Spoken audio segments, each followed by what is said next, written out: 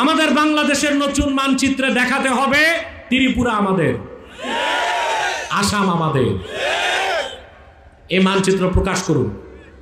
14 কোটি মুসলমান সাথে আছে, ইউনূস আপনার সাথে। এই মানচিত্র প্রকাশ করার পরে গুজরাটের কসাই মোদি থরথর করে কাঁপতে থাকবে, আর ভারতীয়রাই তার কপালে লাঠি দিয়া তারে গদি থেকে নামাই দেবে।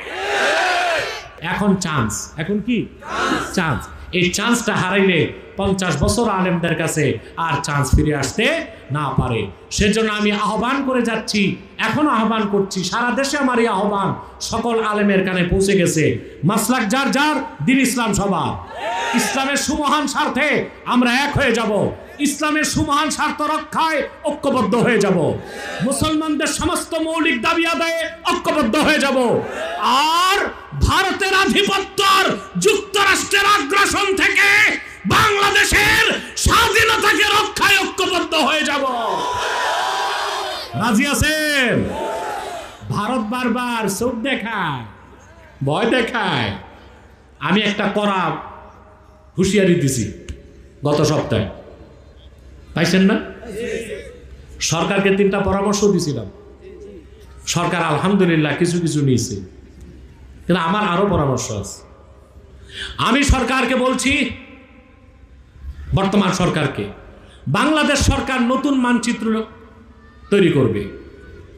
আমাদের বাংলাদেশের নতুন মানচিত্রে দেখাতে হবে ত্রিপুরা আমাদের, আসাম আমাদের। এই মানচিত্র প্রকাশ করুন। 14 কোটি মুসলমান সাথে আছে, ইউনূস আপনার সাথে।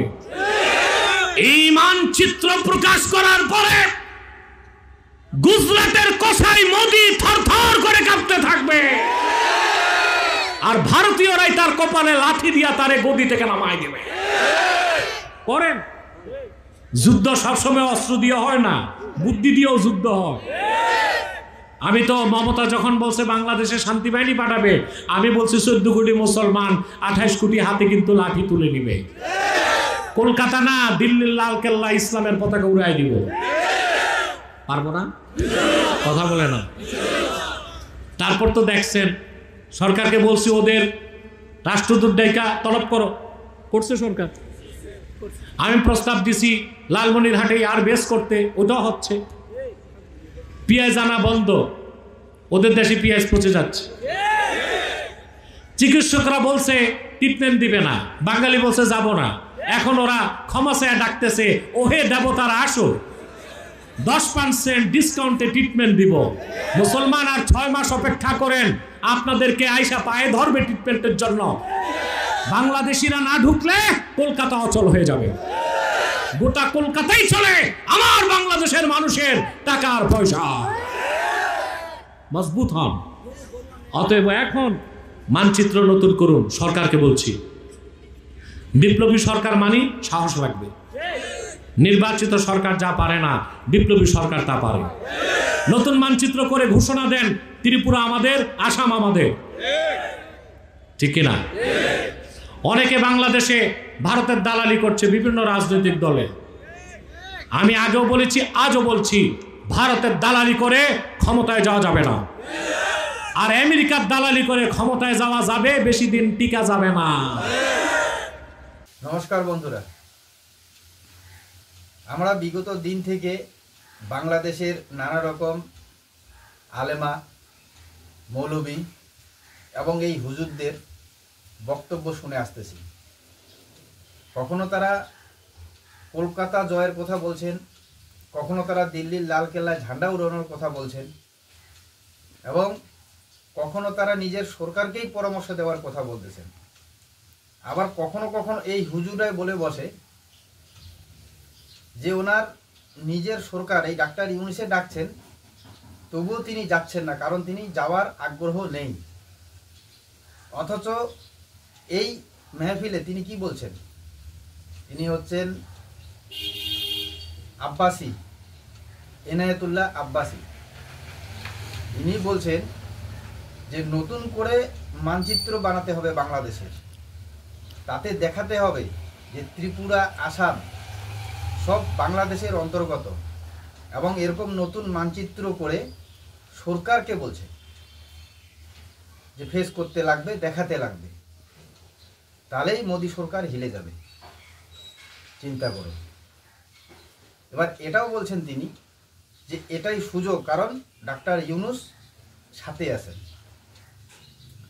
তো কোথাও না কোথাও বিগত দিন থেকে যে বাংলাদেশের চিন্ময় প্রভুকে অ্যারেস্ট করার পর থেকে যত গোলমাল, যত কিছু হচ্ছে, সেখানে হিন্দুদের উপর, সনাতনীদের উপর অত্যাচার, আমরা শুরু থেকেই বলে আসতেছি যে সরকার পক্ষ থেকে নানা রকম কায়দা করে দেখানো হচ্ছে যে সেখানে কোনো এরকম অত্যাচার চলতেছে না। অথচ এই মৌলবাদীদের মুখেই শোনা যাচ্ছে যে সনাতনী মুক্ত করতে লাগবে বাংলাদেশ, হিন্দুদের হাঁটাতে লাগবে, কারণ সেটা মুসলমানদের দেশ, সেখানে শুধু মুসলমানদেরই থাকার অধিকার থাকবে। তো কোথাও না কোথাও সেটা হয়তো বাস্তবিক হচ্ছে, কারণ ইনি নিজেই বলছেন যে ডক্টর ইউনূস সাথে আছে এবং এটাই সুযোগ। এবং ত্রিপুরা, আসামের মানচিত্র বাংলাদেশের সাথে যুক্ত করে সেটা প্রকাশ করতে লাগবে, এবং প্রকাশ করলেই নাকি ভারত সরকার হিলে যাবে এবং ভারতবর্ষের সাধারণ জনগণেই এই মোদী সরকারকে লাথি মারবে। এটাই নাকি একটা যুদ্ধের প্ল্যানিং, বা এভাবেও যুদ্ধ করা যায় প্ল্যানিং দিয়ে। অথচ এই আব্বাসী কিছুদিন আগে তিনি বলেছিলেন যে 14 কোটি মুসলমান 28 কোটি হাতে লাঠি উঠাই দিবে, দিল্লির লাল কেলায় তারা ঝান্ডা উড়িয়ে দিবে। তো সেই দিন ওনার বক্তব্যে আমি বলেছিলাম যে নতুন টেকনোলজির যুগে মানুষ হাত দিয়ে বা হাতিয়ার দিয়ে যুদ্ধ কম করছে, বুদ্ধি দিয়ে, ব্রেন শক্তি দিয়ে বেশি যুদ্ধ করতেছে। তো এদের কোথায় বুদ্ধি?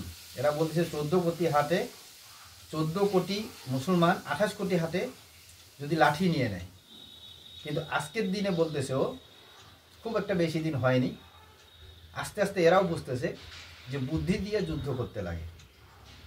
কিন্তু এখনও আমি বলবো আমার ব্যক্তিগত মতে, ত্রিপুরা আর আসাম বাংলাদেশের মানচিত্রের সাথে যোগ করলেই কি অত সোজা এটা বাংলাদেশের হয়ে যাবে? বলুন আপনারা। যারা এই ভিডিও আপনারা বাংলাদেশেও দেখবেন তারাও বলবেন কমেন্টে অবশ্যই, এবং যারা আমাদের ইন্ডিয়া থেকে দেখতেছেন তারা তো বলবেনই। তো মানচিত্রতে যোগ করলেই, অন্য দেশের রাজ্যের যদি এরকম করে যোগ করলেই, মানচিত্র প্রকাশ করলেই যদি হয়ে যেত, তাহলে তো দেশে এত, সারা বিশ্বের মধ্যে এত অশান্তি বা এত যুদ্ধ হতো না। তো আমি এখনও বলবো বাংলাদেশি এই হুজুররা, তারা ভারতের দিকে এরকম করে না তাকায় বা ভারতকে শত্রু মনে না করে আপনারা আগে নিজেদের দেশটাই দেখুন ভালো করে। কারণ এই কিছুদিন আগেই দেখা গেল যে টঙ্গীতে বিশ্ব ইজতেমা বলে হচ্ছে, সেখানে মুসলমানদেরই দুই পন্থী মিলে সেখানে বিশাল বড় একটা মারপিটের সৃষ্টি হয়ে গেছিল। খবর মাধ্যমে সেটা ভাইরাল হয়ে গেছে।